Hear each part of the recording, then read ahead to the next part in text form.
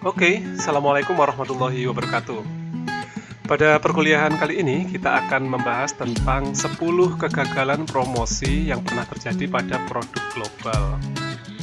Atau dalam beberapa artikel internasional, biasa disebut dengan 10 of the biggest marketing fail of all time. Di sini banyak sekali pelajaran tentang kegagalan marketing atau pemasaran dari beberapa produk yang sebetulnya dia sudah memiliki nama besar atau produk-produk yang sudah settle ya di pasar internasional. Nah, tujuannya adalah supaya kita mengetahui bahwa fungsi marketing itu amat sangat penting bagi kesuksesan penjualan sebuah produk. Oke, langsung saja kita akan mulai dari satu kasus yang pertama, yaitu tentang kegagalan yang pernah dialami oleh iklan Pepsi. Oke, kita perlu ketahui bahwa Pepsi adalah produk internasional yang sudah mendunia. Pada suatu saat, Pepsi pernah memunculkan sebuah iklan yang ingin menyamakan produk mereka sebagai kekuatan pemersatu budaya. Jadi di iklan ini ditayangkan bahwa seorang perempuan, dia berjalan di tengah demonstrasi terkait dengan rasis yang ada di Amerika Serikat. Kemudian dia menuju ke tengah-tengah demonstran dan kemudian memberikan Pepsi kepada polisi yang saat itu sedang menjaga demonstrasi. Iklan ini mendapat reaksi yang negatif dari konsumen karena dianggap sebagai iklan yang tidak peka terhadap isu rasisme ya. Karena isu rasisme sangat amat sensitif di beberapa negara di Eropa. Jadi kita dalam beriklan harus betul-betul hati-hati dengan isu yang sensitif di sebuah wilayah. Nah, kegagalan yang kedua, ini kita akan belajar tentang kegagalan dari iklan yang pernah dibuat oleh Dove. Seperti kalian tahu bahwa Dove itu sebelumnya adalah identik dengan kampanye iklan dengan hidup sehat, kemudian dicitrakan sebagai bentuk tubuh yang ideal, dan itu menjadi idaman dari beberapa wanita yang mengidamkan citra tubuh yang positif. Tiba-tiba saja Dove itu memunculkan sebuah kampanye dengan slogan bahwa pilih Dove sesuai dengan bentuk tubuh Anda.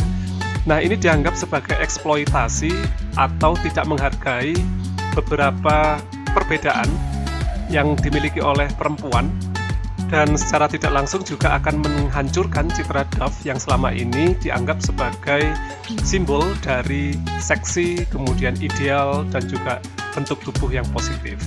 Oke, lagi-lagi ini masalah tentang sensitivitas ya, yang dialami oleh produk Dove. Nah, berikutnya ini adalah iklan yang pernah dibuat oleh McDonald di UK, yaitu UK TV Spot, menunjukkan sebuah iklan tentang seorang anak yang menangis atau bersedih karena ditinggal oleh ayahnya. Di sini diceritakan bahwa ayahnya meninggal dunia. Nah, endingnya dari iklan ini adalah dia membuka sandwich atau memakan produk McDonald sebagai bahan untuk mengenang ayahnya yang sudah meninggal. Nah, ini dianggap sebagai eksploitasi pemakaman sebagai bahan untuk promosi dan mendapatkan reaksi yang cukup negatif dari banyak netizen dan banyak dikecam oleh masyarakat yang umumnya berpendapat bahwa tidak baik untuk menggunakan prosesi pemakaman sebagai media iklan.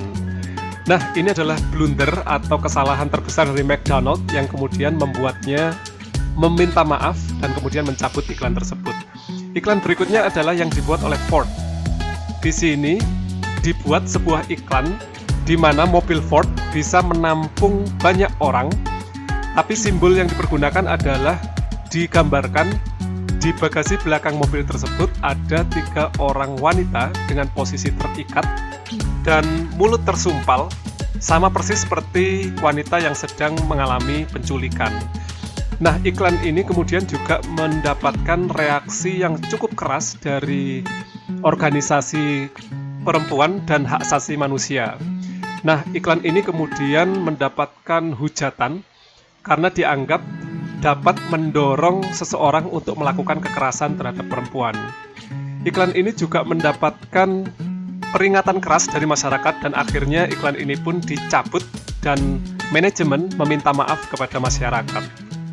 Nah, banyak sekali iklan yang gagal karena terkait dengan isu sensitif. Satu lagi, ini adalah iklan yang dibuat oleh Sony yang memunculkan logo atau slogan tentang white is coming. Bukan slogannya yang salah, tapi gambar iklan yang dibuat itu sangat menyinggung rasis ya. Karena di sini digambarkan bahwa seorang kulit putih sedang menekan atau sedang melakukan tindak kekerasan kepada perempuan berkulit hitam. Nah, sekali lagi di Amerika Serikat dan beberapa negara di Eropa, isu tentang rasisme sangat sensitif. Nah, ini Sony tidak belajar dari itu dengan menerbitkan iklan yang justru mencetuskan demonstrasi yang meminta iklan tersebut dicabut karena bertentangan dengan isu rasisme di negara tersebut. Oke, berikutnya ini adalah iklan yang hampir sama permasalahannya, yaitu dialami oleh Burger King. Dengan ide yang cukup cemerlang, iklan tersebut menampilkan bahwa ketika kita menempelkan handphone pada produk Burger King, maka akan muncul semua bahan-bahan yang ada di Burger King. Iklan ini mendapat reaksi yang cukup positif dari konsumen karena menambahkan teknologi dan kondisi saat ini di mana semua orang menggunakan smartphone. Nah, kemudian citra iklan ini menjadi hancur ketika salah seorang hacker merubah bahan-bahan yang salah satunya adalah cyanide atau racun. Nah, iklan ini mendapatkan reaksi keras karena memang di negara maju khususnya yang namanya junk food itu dianggap sebagai racun ya, atau dapat berakibat buruk terhadap kondisi kesehatan tubuh manusia. Oke, nah sekarang kita akan coba untuk melihat iklan yang selanjutnya. Ini adalah iklan yang ditayangkan oleh Audi untuk Chinese wedding komersial. Digambarkan di iklan ini adalah seorang mempelai laki-laki dan perempuan yang sedang menikah. Kemudian ada ibu mertua yang datang kemudian melakukan pengecekan terhadap mempelai perempuan dan mengkhawatirkan bahwa seluruh badan di mempelai perempuan itu adalah palsu atau hasil dari operasi plastik. Slogan yang digunakan oleh iklan ini adalah keputusan penting harus dibuat dengan hati-hati. Nah, iklan ini juga mendapatkan reaksi negatif karena dianggap menyamakan nilai perempuan dengan kendaraan atau mobil, dan nilai perempuan ada di bawah dari nilai kendaraan tersebut, khususnya merek Audi, karena ini adalah iklan dari mobil Audi ya. Nah, kita lanjut ke problem selanjutnya. Ini juga termasuk kegagalan promosi yang pernah dilakukan oleh Adidas ketika dia menayangkan sebuah iklan dengan tagline "Congrats, you survived the Boston Marathon". Gak ada yang salah dengan iklan ini, cuman iklan ini dianggap sensitif karena pada saat itu terjadi tragedi terkait dengan Boston Marathon, di mana ada beberapa orang yang meninggal dunia dan menjadi tragedi terparah untuk kategori olahraga maraton, karena ada sekitar 6 orang yang meninggal dunia di maraton tersebut.